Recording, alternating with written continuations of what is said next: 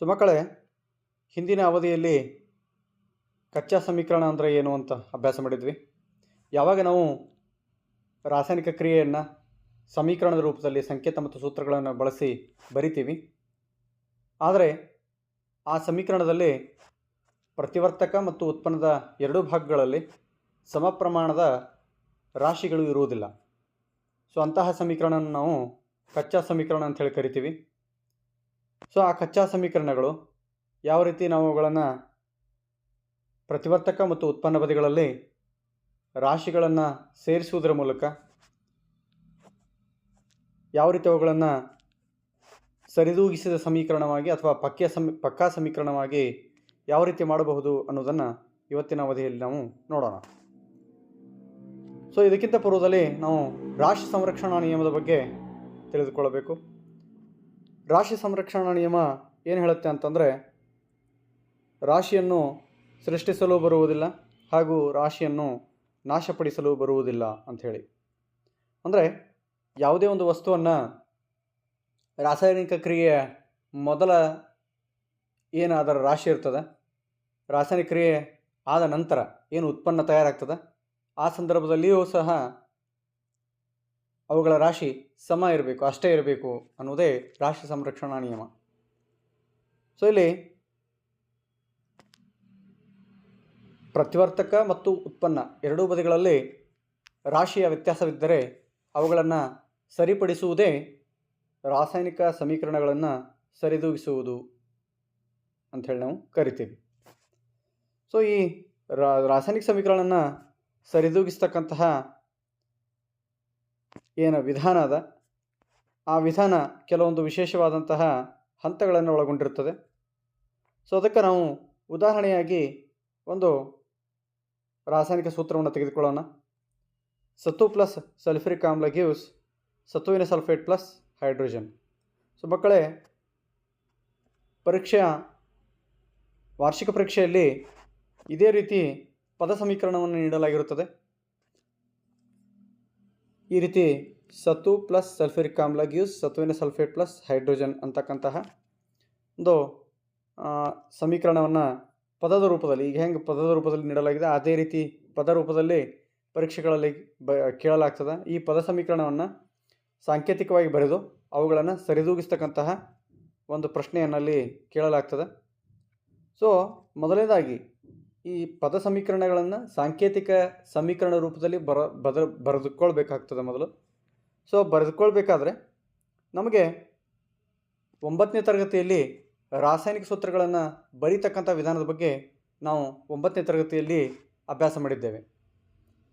So ಅದರ ಬಗ್ಗೆ ಒಂದು ವಿಡಿಯೋವನ್ನು ನಮ್ಮದೇ ಆಗಿರ್ತಕ್ಕಂಥ ಚಾನಲ್ SMCM ಸೈನ್ಸ್ ಬೂಸ್ಟರ್ ಚಾನಲ್ನಲ್ಲಿ ಈ ಮೊದಲೇ ನಾವು ಅದರ ಬಗ್ಗೆ ಅಪ್ಲೋಡ್ ಮಾಡಿದ್ದೇವೆ.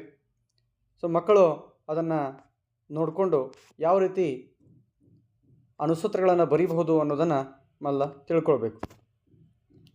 ಸೊ ಇಲ್ಲಿ ಏನು ಪದ ಸಮೀಕರಣ ಸತು ಪ್ಲಸ್ ಸಲ್ಫ್ಯೂರಿಕ್ ಆಮ್ಲ ಗಿವ್ಸ್ ಸತುವಿನ ಸಲ್ಫೇಟ್ ಪ್ಲಸ್ ಹೈಡ್ರೋಜನ್ ಇದೆ. ಸೊ ಇದನ್ನು ಸಾಂಕೇತಿಕ ರೂಪದಲ್ಲಿ ನಾನು ಇಲ್ಲಿ ಕೆಳಗಡೆ ಬರೆದುಕೊಂಡಿದ್ದೇನೆ. Zn plus H2SO4 gives ZnSO4 plus H2. ಇದೊಂದು ಸಾಂಕೇತಿಕವಾಗಿ ಬರೆದುಕೊಂಡಿರತಕ್ಕಂಥದ್ದು. ಸೊ ಮಕ್ಕಳೇ, ತಾವೇಲೆ ಗಮನಿಸಬಹುದು, ಈ ಮೊದಲೇ ನಾವು ಪ್ರತಿವರ್ತಕ ಮತ್ತು ಉತ್ಪನ್ನಗಳು ಯಾವುಗಳನ್ನು ಪ್ರತಿವರ್ತಕ ಭಾಗ ಮತ್ತು ಯಾವುದನ್ನು ಉತ್ಪನ್ನ ಭಾಗ ಅಂಥೇಳಿ ಹಿಂದಿನ ತರಗತಿಯಲ್ಲಿ ನಾವು ನೋಡ್ಕೊಂಡಿದ್ದೇವೆ. ಹಿಂದಿನ ವಿಡಿಯೋದ ಒಂದು ಲಿಂಕ್ ನಿಮಗೆ ಬೇಕಾಗಿದ್ದರೆ ಡಿಸ್ಕ್ರಿಪ್ಷನ್ ಬಾಕ್ಸ್ನಲ್ಲಿರುತ್ತೆ, ಅದನ್ನು ತಾವು ನೋಡಬಹುದು. ಸೊ ಇಲ್ಲಿ Zn ಅನ್ನುವಂಥದ್ದೇನಿದೆ, ಇದು ಸತು ಮತ್ತು H2SO4 ಸಲ್ಫ್ಯೂರಿಕ್ ಆಮ್ಲ ಇವೆರಡು ಪ್ರತಿವರ್ತಕಗಳಾಗಿದ್ದು, ಯಾವಾಗ ಇವು ಪರಸ್ಪರ ರಾಸಾಯನಿಕ ಕ್ರಿಯೆಗೆ ಒಳಪಡ್ತವೆ ಆವಾಗ ಸತುವಿನ sulphate zinc sulphate plus hydrogen ಅನಿಲ ಉತ್ಪತ್ತಿಯಾಗುತ್ತೆ. ಇಲ್ಲಿ ತಾವು ಗಮನಿಸ್ಬೋದು, ಪ್ರತಿವರ್ತಕದ ಬದಿಯಲ್ಲಿ ಜಿಂಕ್ ಏನಿದೆ ಇದು ಒಂದಿದೆ, ಉತ್ಪನ್ನದ ಬದಿಯಲ್ಲಿಯೂ ಸಹ ಜಿಂಕ್ ಒಂದಿದೆ. ಇಲ್ಲಿ ಪ್ರತಿವರ್ತಕದ ಬದಿಯಲ್ಲಿ ಹೈಡ್ರೋಜನ್ ಎರಡಿದೆ, ಉತ್ಪನ್ನದ ಬದಿಯಲ್ಲಿಯೂ ಸಹ ಹೈಡ್ರೋಜನ್ ಎರಡಿದೆ. ಸೊ ಅದೇ ರೀತಿಯಾಗಿ ಪ್ರತಿವರ್ತಕ ಬದಿಯಲ್ಲಿ ಸಲ್ಫರ್ ಸಹ ಒಂದಿದೆ, ಉತ್ಪನ್ನದ ಬದಿಯಲ್ಲಿ ಸಲ್ಫರ್ ಸಹ ಒಂದಿದೆ. ಪ್ರತಿವರ್ತಕ ಬದಿಯಲ್ಲಿ ಆಕ್ಸಿಜನ್ 4 ಇದ್ದರೆ ಉತ್ಪನ್ನದ ಬದಿಯಲ್ಲಿಯೂ ಸಹ ಆಕ್ಸಿಜನ್ 4 ಇದೆ. ಸೊ ಈ ಒಂದು ಸಮೀಕರಣದಲ್ಲಿ ಯಾವುದೇ ರೀತಿಯಾದಂಗೆ ಆಗಿರ್ತಕ್ಕಂತಹ ರಾಶಿಯಲ್ಲಿ ವ್ಯತ್ಯಾಸ ಇರುವುದು ನಮಗೆ ಕಾಣ್ತಾ ಇಲ್ಲ. ಸತ್ತು ಆಗಲಿ, ಹೈಡ್ರೋಜನ್ ಆಗಲಿ, ಸಲ್ಫರ್ ಆಗಲಿ, ಆಕ್ಸಿಜನ್ ಆಗಲಿ ಎಲ್ಲವೂ ಸಹ ಪ್ರತಿವರ್ತಕದಲ್ಲಿ ಎಷ್ಟಿದೆಯೋ ಅಷ್ಟೇ ಉತ್ಪನ್ನದ ಬದಿಯಲ್ಲಿ ಇರುವುದರಿಂದ ಇದೊಂದು ಸರಿದೂಗಿಸಿದ ಸಮೀಕರಣ ಅಥವಾ ಪಕ್ಕಾ ಸಮೀಕರಣ ಅಂತೇಳಿ ನಾವು ಹೇಳ್ತೀವಿ. ಆದರೆ ಯಾವಾಗ ಕೆಲವು ಸಂದರ್ಭಗಳಲ್ಲಿ ಪ್ರತಿವರ್ತಕ ಮತ್ತು ಉತ್ಪನ್ನದ ಬದಿಗಳಲ್ಲಿ ರಾಶಿಗಳು ಸಮವಾಗಿಲ್ಲದಿದ್ದರೆ ಅವುಗಳನ್ನು ನಾವು ಸರಿದೂಗಿಸ್ತಕ್ಕಂತಹ ಕೆಲಸ ಮಾಡಬೇಕಾಗುತ್ತೆ. ಸೊ ಅದನ್ನು ಸರಿದೂಗಿಸ್ತಕ್ಕಂತಹ ವಿಧಾನದಲ್ಲಿ ಕೆಲವು ಹಂತಗಳನ್ನು ನಾವು ಅನುಸರಿಸಬೇಕಾಗುತ್ತೆ. ಸೊ ಅವುಗಳನ್ನು ಈಗ ನಾವು ಒಂದೊಂದಾಗಿ ನೋಡೋಣ. ಮೊದಲನೇದು ಅನುಸೂತ್ರದ ಸುತ್ತ ಆವರಣವನ್ನು ಬಿಡಿಸುವುದು. ಸೊ ಇಲ್ಲಿ ಏನು ಮಾಡಬೇಕಂತಂದರೆ, ಯಾವುದಾದ್ರೂ ಒಂದು ಪದ ಸಮೀಕರಣವನ್ನು ಅಥವಾ ರಾಸಾಯನಿಕ ಸಾಂಕೇತಿಕ ಸಮೀಕರಣವನ್ನು ನೀಡಿದಾಗ ಪ್ರತಿವರ್ತಕದ ಬದಿಯಲ್ಲಿ ಇರತಕ್ಕಂತಹ ಧಾತುಗಳ ಸಂಕೇತಗಳು, ಸಂಯುಕ್ತಗಳ ಅನುಸೂತ್ರಗಳು, ಇವುಗಳ ಸುತ್ತಲೂ ನಾವು ಆವರಣವನ್ನು ಹಾಕಿಕೊಳ್ಳಬೇಕಾಗ್ತದೆ. ಸೊ ಇಲ್ಲಿ ಆವರಣವನ್ನು ಯಾವ ರೀತಿ ಹಾಕೋಬೋದು ಅನ್ನೋದನ್ನು ನಾವು ನೋಡೋಣ. ಈಗ ಒಂದು ಉದಾಹರಣೆಯಾಗಿ ನಾವೊಂದಿಲ್ಲಿ ಸೂತ್ರವನ್ನು ಬರೆದುಕೊಳ್ಳುತ್ತೇನೆ. ಉದಾಹರಣೆ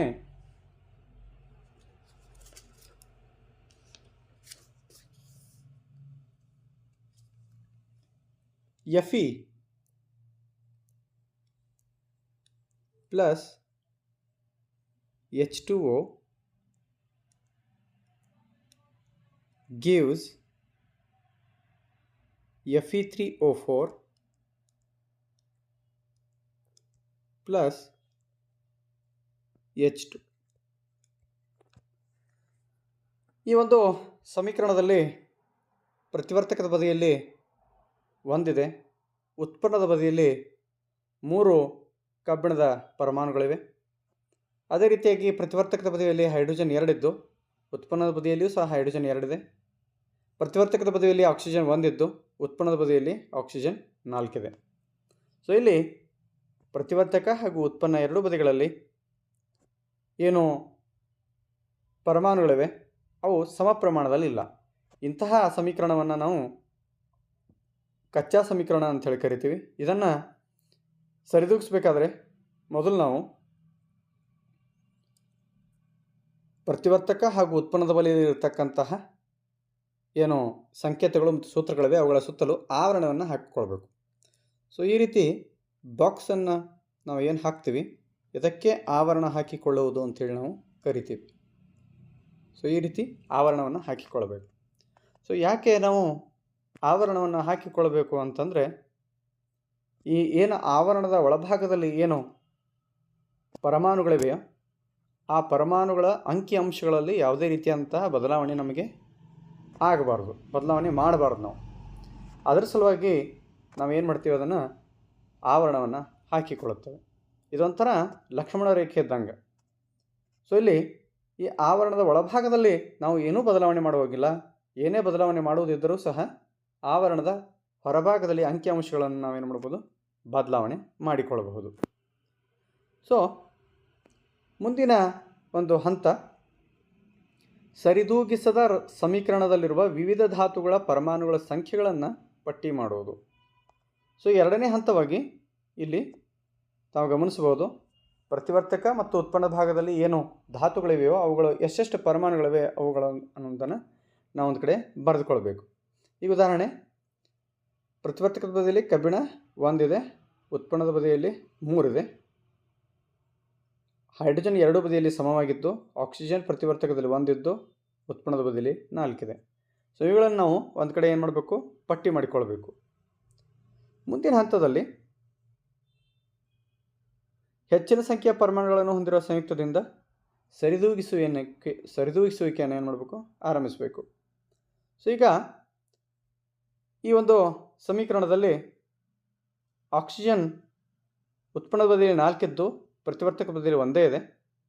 ಸೊ ಇದು ಹೆಚ್ಚಿನ ಪರಮಾಣುಗಳನ್ನು ಹೊಂದಿರತಕ್ಕಂಥದ್ದಾಗಿರುವುದರಿಂದ ಸರಿದೂಗಿಸುವಿಕೆಯನ್ನು ನಾವು ಏನು ಮಾಡಬೇಕು, ಇಲ್ಲಿಂದಲೇ ಪ್ರಾರಂಭಿಸಬೇಕು.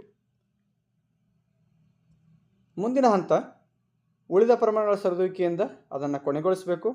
ಅಂತಿಮವಾಗಿ ಸರಿದೂಗಿಸಿದ ಸಮೀಕರಣದ ನಿಖರತೆಯನ್ನು ಪರೀಕ್ಷಿಸಲು ಸಮೀಕರಣದ ಎರಡೂ ಬದಿಯಲ್ಲಿರುವ ಧಾತುಗಳ ಪರಮಾಣುಗಳನ್ನು ಲೆಕ್ಕಾಚಾರ ಮಾಡಬೇಕು ಮತ್ತು ಭೌತ ಸ್ಥಿತಿಗಳ ಸಂಕೇತಗಳನ್ನು ಬರೀಬೇಕು. ಸೊ ಮುಂದಿನ ಹಂತದಲ್ಲಿ ಈಗ ನೋಡಿ ಏನಾಗಿದೆ ಅಂದರೆ ಪ್ರತಿವರ್ತಕ ಮತ್ತು ಉತ್ಪನ್ನದ ಬದಿಯಲ್ಲಿ ಆಕ್ಸಿಜನ್ ಪರಮಾಣುಗಳು ವ್ಯತ್ಯಾಸವಾಗಿರುವುದರಿಂದ ಉತ್ಪನ್ನದ ಬದಿಯಲ್ಲಿ 4 ಇದ್ದು ಆಕ್ಸಿಜನ್ ಪರಮಾಣುಗಳು ಪ್ರತಿವರ್ತಕ ಬದಿಯಲ್ಲಿ ಒಂದೇ ಇದೆ. ಆದ್ದರಿಂದ ಪ್ರತಿವರ್ತಕ ಬದಿಯಲ್ಲಿರ್ತಕ್ಕಂತಹ ಆಕ್ಸಿಜನ್ 4 ಆಗಬೇಕಾದ್ರೆ ನಾವು ಇಲ್ಲಿ ಏನು ಮಾಡ್ಬೇಕಂತಂದರೆ ಈ ಆವರಣದ ಹೊರಭಾಗದಲ್ಲಿ 4 ಇಲ್ಲಿ ಇಡಬೇಕು. ಇಟ್ಟಾಗ ಈಗ ಈ ಆಕ್ಸಿಜನ್ ಇಲ್ಲಿ ಒಂದೇ ಇದೆ ಅನ್ನುವಂಥದ್ದನ್ನು ಇಲ್ಲಿ ನಮಗೆ ಏನೂ ಇಲ್ಲ ಅಂತಂದರೆ ಇಲ್ಲಿ ಒಂದಿರುತ್ತೆ. ಸೊ ಆದ್ದರಿಂದ ಹೊರಗಡೆ ಇಲ್ಲಿ 4 ಇದೆ, ಒಳಗಡೆ ಆಕ್ಸಿಜನ್ ಒಂದಿದೆ. ಇದನ್ನು ಗುಣಾಕಾರ ಮಾಡಬೇಕು. 4 1 4 ಅಂದರೆ ಪ್ರತಿವರ್ತಕದ ಬದಿಯಲ್ಲಿಯೂ ಸಹ ಆಕ್ಸಿಜನ್ ಏನಾಯಿತು 4 ಆಯಿತು, ಉತ್ಪನ್ನದ ಬದಿಯಲ್ಲಿಯೂ ಸಹ 4 ಆಯಿತು. ಸೊ ಇನ್ನು ಈ ಸರಿದೂಗಿಸುವಿಕೆ ಮಾಡುವ ಸಂದರ್ಭದಲ್ಲಿ ಇನ್ನೂ ಸ್ವಲ್ಪ ಬದಲಾವಣೆಗಳಾಗಿವೆ. ಅದೇನಂತಂದರೆ ಆಕ್ಸಿಜನ್ 4 ಆಯಿತು, ಆದರೆ ಈ 4 ಹೈಡ್ರೋಜನ್ಗೂ ಸಹ ಸಂಬಂಧಪಟ್ಟಿದೆ. ಸೊ ಆದ್ದರಿಂದ ಇಲ್ಲಿ ತಾವು ಗಮನಿಸಬೇಕು, ಹೈಡ್ರೋಜನ್ 2 ಇದೆ ಒಳಗಡೆ, ಹೊರಗಡೆ 4 ಇದೆ. ಈ 4 ಈ ಹೈಡ್ರೋಜನ್ಗೆ ಸಂಬಂಧಪಟ್ಟಿರೋದ್ರಿಂದ 4 2 8 ಆಯಿತು. ಪ್ರತಿವರ್ತಕ ಬದಿಯಲ್ಲಿ ಹೈಡ್ರೋಜನ್ ಎಷ್ಟಾಯಿತು 8 ಆಯಿತು. ಆದ್ದರಿಂದ ಉತ್ಪನ್ನದ ಬದಿಯಲ್ಲಿಯೂ ಸಹ ನಾವು ಹೈಡ್ರೋಜನ್ ಏನು ಮಾಡಬೇಕು 8 ಮಾಡಬೇಕು. ಸೊ ಅದಕ್ಕೆ ಈ ಹೈಡ್ರೋಜನ್ ಹೊರಭಾಗದಲ್ಲಿ ನಾವು ಇಲ್ಲಿ ಏನು ಮಾಡಬೇಕಂದ್ರೆ 4 ಇಡಬೇಕು. ಸೊ ಇಟ್ಟಾಗ 4 2 8. ಸೊ ಹಾಗಾದರೆ ಪ್ರತಿವರ್ತಕ ಬದಿಯಲ್ಲಿಯೂ ಸಹ ಹೈಡ್ರೋಜನ್ 8 ಆಯಿತು, ಉತ್ಪನ್ನದ ಬದಿಯಲ್ಲಿಯೂ ಸಹ ಹೈಡ್ರೋಜನ್ 8 ಆಯಿತು. ಇನ್ನು ಉಳಿದಿರತಕ್ಕಂಥದ್ದು ಏನಪ್ಪ ಅಂದರೆ ಕಬ್ಬಿಣ Fe. ಪ್ರತಿವರ್ತಕದ ಬದಿಯಲ್ಲಿ ಒಂದೇ ಇದೆ, ಉತ್ಪನ್ನದ ಬದಿಯಲ್ಲಿ ಎಷ್ಟಿದೆ 3 ಇದೆ. ಸೊ ಪ್ರತಿವರ್ತಕ ಬದಿಯಲ್ಲಿ ಕಬ್ಬಿಣವನ್ನು 3 ಮಾಡ್ಕೋಬೇಕಾದ್ರೆ ಅದರ ಆವರಣದ ಹೊರಭಾಗದಲ್ಲಿ 3 ಇಟ್ಟು ಬಿಡಬೇಕು. ಸೊ ಈಗ ಇಷ್ಟೆಲ್ಲ ಮಾಡಿದ ನಂತರ ಸಮೀಕರಣವನ್ನು ಸಾರಿ ನಾವು ಬರ್ಕೋಬೇಕು.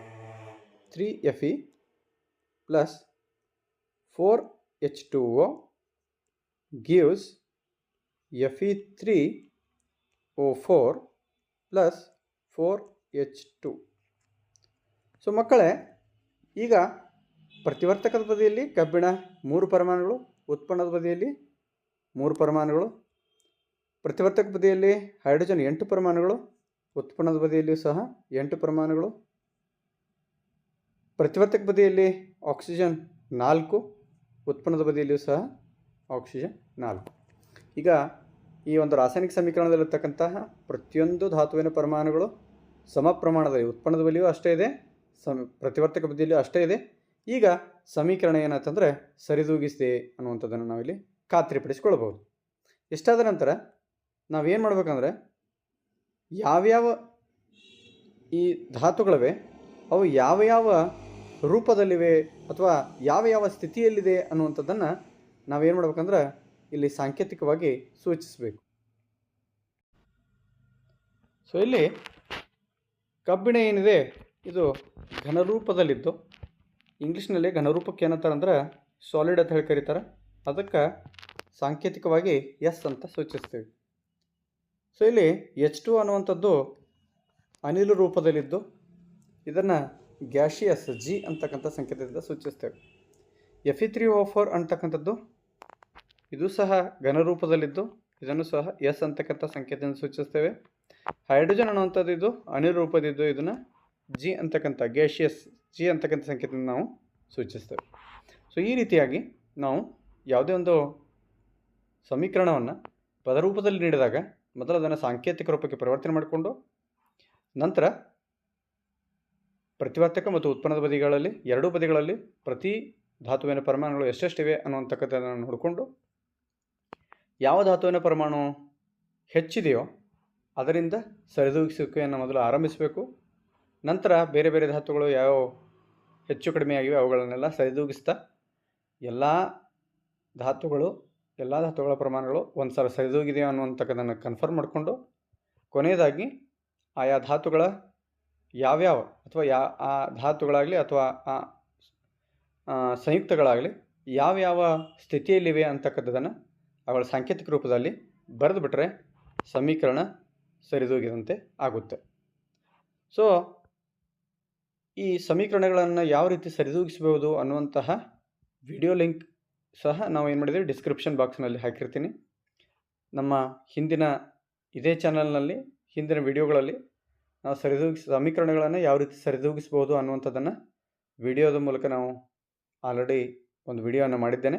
ಅದನ್ನು ಸಹ ತಾವು ಡಿಸ್ಕ್ರಿಪ್ಷನ್ ಬಾಕ್ಸ್ದಿಂದ ನೋಡಬಹುದು. ಸೊ ಈ ರೀತಿಯಾಗಿ ನಾವು ಸಮೀಕರಣಗಳನ್ನು ಸರಿದೂಗಿಸಬಹುದು. ನಂತರ ನಮಗೆ ಇದೇ ಪಾಠದಲ್ಲಿ ಮುಂದಿನ ಹಂತವಾಗಿ ರಾಸಾಯನಿಕ ಕ್ರಿಯೆಗಳ ವಿಧಗಳು ಅನ್ನುವಂಥದ್ದು ಬರ್ತದೆ. ಸೊ ಈ ಒಂದು ವಿಭಾಗದಲ್ಲಿ ನಾವು ರಾಸಾಯನಿಕ ಕ್ರಿಯೆ ಅಂದರೆ ಏನು ಅನ್ನುವಂಥದ್ದನ್ನು ಮೊದಲು ನೋಡ್ಕೊಳ್ಬೇಕು. ರಾಸಾಯನಿಕ ಕ್ರಿಯೆ ಅರ್ಥ. ರಾಸಾಯನಿಕ ಕ್ರಿಯೆ ಅಂತಂದರೆ ಏನು ಅಂದರೆ ಯಾವ ಕ್ರಿಯೆಯಲ್ಲಿ ಇಲೆಕ್ಟ್ರಾನ್ಗಳ ಭಾಗವಹಿಸುವಿಕೆ ಇದೆಯೋ ಆ ಕ್ರಿಯೆಯನ್ನು ನಾವು ರಾಸಾಯನಿಕ ಕ್ರಿಯೆ ಅಂಥೇಳಿ ಕರಿತೀವಿ. ಈ ರಾಸಾಯನಿಕ ಕ್ರಿಯೆಗಳಲ್ಲಿ ಕೆಲವೊಂದು ಮುಖ್ಯವಾದ ವಿಧಗಳಿವೆ. ಆ ಎಲ್ಲ ವಿಧಗಳ ಬಗ್ಗೆ ನಾವೀಗ ಅಭ್ಯಾಸ ಮಾಡ್ತಾ ಹೋಗೋಣ. ಸೊ ಮೊದಲನೇದಾಗಿ ಸಂಯೋಗ ಕ್ರಿಯೆ. ಸೊ ಸಂಯೋಗ ಕ್ರಿಯೆ ಇದು ಹೆಸರೇ ಸೂಚಿಸುವಂತೆ ಎರಡು ಅಥವಾ ಎರಡಕ್ಕಿಂತ ಹೆಚ್ಚು ಪ್ರತಿವರ್ತಕಗಳಿರುತ್ತವೆ. ಈ ಪ್ರತಿವರ್ತಕಗಳು ಸೇರಿಕೊಂಡು ಕೇವಲ ಒಂದೇ ಒಂದು ಉತ್ಪನ್ನ ತಯಾರಾದರೆ ಅದಕ್ಕೆ ನಾವು ಏನಂತೀವಿ ಅಂದರೆ ಸಂಯೋಗ ಕ್ರಿಯೆ ಅಂಥೇಳಿ ಕರಿತೀವಿ. ಇದಕ್ಕೆ ಉದಾಹರಣೆಯಾಗಿ ನಾವು ಇಲ್ಲಿ ಕ್ಯಾಲ್ಶಿಯಂ ಆಕ್ಸೈಡನ್ನು ತೆಗೆದುಕೊಳ್ಳಬಹುದು. ಸೊ ಕ್ಯಾಲ್ಶಿಯಂ ಆಕ್ಸೈಡ್ ಪ್ಲಸ್ ನೀರು ಗಿವ್ಸ್ ಕ್ಯಾಲ್ಶಿಯಂ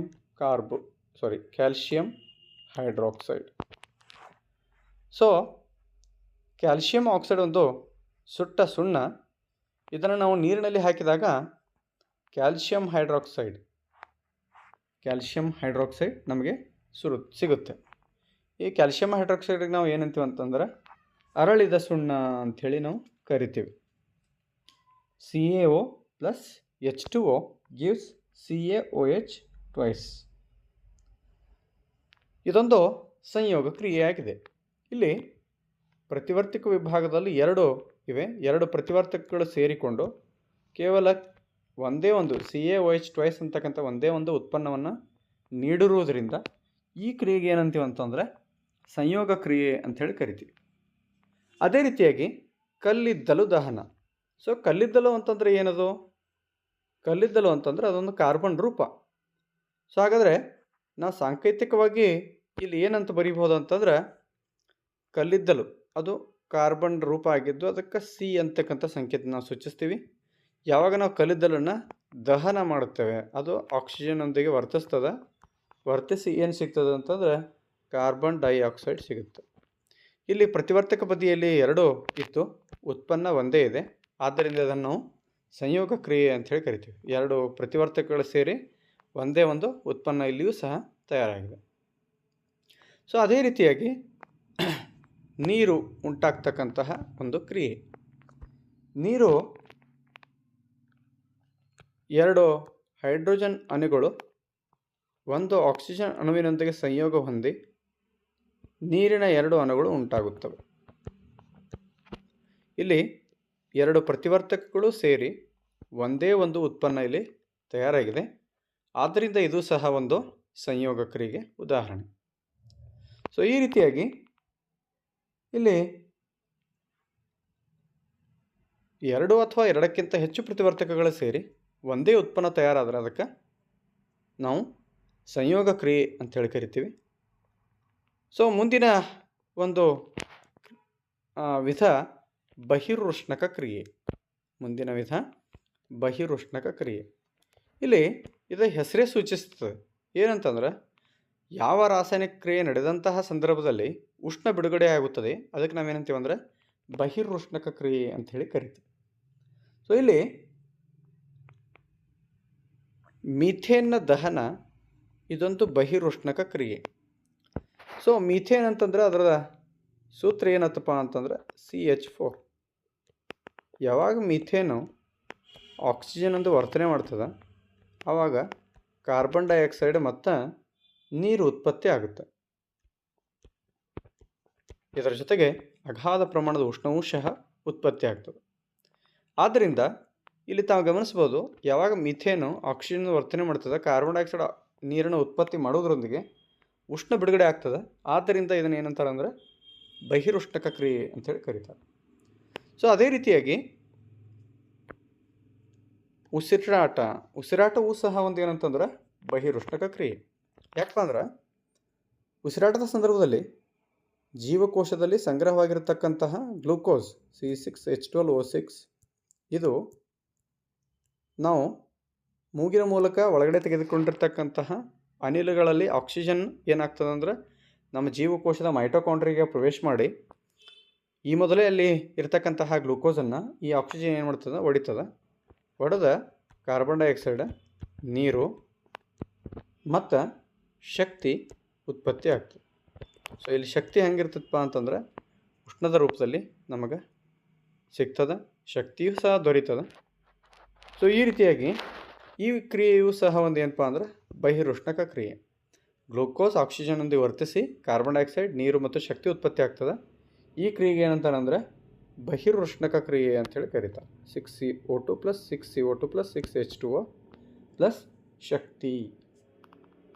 ಅದೇ ರೀತಿಯಾಗಿ ಸಸ್ಯಜನ್ಯ ದ್ರವ್ಯಗಳ ವಿಘಟನೆಯಿಂದ ಕಾಂಪೋಸ್ಟ್ ಏನು ಉತ್ಪತ್ತಿ ಆಗ್ತದೆ ಇದು ಸಹ ಒಂದು ಏನಪ್ಪ ಅಂದ್ರೆ ಬಹಿರುಷ್ಣಕ ಕ್ರಿಯೆಯಾಗಿದೆ. ಅಂದರೆ ನಾವು ಹಳ್ಳಿಗಳಲ್ಲಿ ನಾವು ಏನು ದನಗಳಿಂದ ಪಡೆದಿರ್ತಕ್ಕಂತಹ ತ್ಯಾಜ್ಯಗಳಿರ್ತವೆ, ಸಗಣಿ, ಅವುಗಳ ಮೂತ್ರ, ಸೊ ಇವುಗಳನ್ನು ಒಂದು ಕಡೆ ಏನು ಮಾಡ್ತೀವಿ, ಹೋಗಿ ಸಂಗ್ರಹಣೆ ಮಾಡ್ತೀವಿ. ಸಂಗ್ರಹಣೆ ಮಾಡಿ ಅದನ್ನೇ ನಾವು ಏನು ಮಾಡ್ತೀವಿ, ಕಾಂಪೋಸ್ಟ್ ಆಗಿ ಅಥವಾ ಹೊಲಗಳಿಗೆ ಗೊಬ್ಬರವಾಗಿ, ಸಾವಯವ ಗೊಬ್ಬರವಾಗಿ ನಾವೇನು ಉಪಯೋಗ ಮಾಡ್ತೀವಿ. ಅದು ಸಹ ಏನಾಗಿತ್ತಪ್ಪ ಅಂತಂದ್ರೆ ಒಂದು ಬಹಿರುಷ್ಣಕ ಕ್ರಿಯೆ ಆಗಿದೆ ಅನ್ನುವಂಥದ್ದು. ಸೊ ಸಂಯೋಗ ಕ್ರಿಯೆ ಆದ ನಂತರ ನಮಗೆ ಬರ್ತದೆ ನೆಕ್ಸ್ಟ್ ಏನಪ್ಪ ಅಂದರೆ ವಿಭಜನ ಕ್ರಿಯೆ. ಸೊ ಇಲ್ಲಿ ಹೆಸರೇ ಸೂಚಿಸ್ತದೆ. ಇಲ್ಲಿ ಏನು ಸೂಚಿಸ್ತದೆ ಹೆಸರು ಅಂತಂದರೆ ಒಂದೇ ಪ್ರತಿವರ್ತಕ ಇರ್ತದೆ. FeSO4 ಅನ್ನೋಂಥದ್ದು ಒಂದು ಪ್ರತಿವರ್ತಕ ಇದೆ. ಇಲ್ಲಿ ಇದ ವಿಭಜನೆ ಹೊಂದಿ ಏನಾಗ್ತಿತ್ತಂದ್ರೆ 2 ಅಥವಾ 2ಕ್ಕಿಂತ ಹೆಚ್ಚು ಉತ್ಪನ್ನಗಳಲ್ಲಿ ತಯಾರಾಗ್ತವೆ. ಈ ಕ್ರಿಯೆಗೆ ಏನಂತಾರೆ ಅಂದರೆ ವಿಭಜನ ಕ್ರಿಯೆ ಅಂತ ಕರೀತಾರೆ. ವಿಭಜನೆ ಅಂದರೆ ಒಡೆಯೋದು. ಸೊ ಒಂದೇ ಪ್ರತಿವರ್ತಕ ಇದೆ ಇಲ್ಲಿ. FeSO4 ಅನ್ನೋಂಥದ್ದು ಒಂದೇ ಪ್ರತಿವರ್ತಕ. ಇದಕ್ಕೆ ನಾವು ಉಷ್ಣವನ್ನು ನೀಡಿದಾಗ ಇದು ವಿಭಜನೆ ಹೊಂದಿ ಕಬ್ಬಿಣದ ಆಕ್ಸೈಡ್, ಸಲ್ಫರ್ ಡೈಆಕ್ಸೈಡ್ ಮತ್ತು ಸಲ್ಫರ್ ಟ್ರೈ ಆಕ್ಸೈಡ್ ಆಗಿ ಏನಾಗುತ್ತೆ, ವಿಭಜನೆ ಹೊಂದುತ್ತದೆ. ಸೊ ಈ ರೀತಿಯ ಕ್ರಿಯೆಗಳಿಗೆ ಏನಂತಾರೆ ಅಂದರೆ ವಿಭಜನ ಕ್ರಿಯೆ ಅಂಥೇಳಿ ಕರೀತಾರೆ. ಅದೇ ರೀತಿಯಾಗಿ ಇನ್ನೊಂದು ಇಲ್ಲಿ ಉದಾಹರಣೆ ಇದೆ. ಅದೇ ಏನಪ್ಪ ಅಂದ್ರೆ ಕ್ಯಾಲ್ಶಿಯಂ ಕಾರ್ಬೋನೇಟನ್ನು ಕಾಯಿಸಿದಾಗ. ಸೊ ಇಲ್ಲಿ ಕ್ಯಾಲ್ಶಿಯಂ ಕಾರ್ಬೋನೇಟ್ ಅಂದರೆ ಸುಣ್ಣದ ಕಲ್ಲು.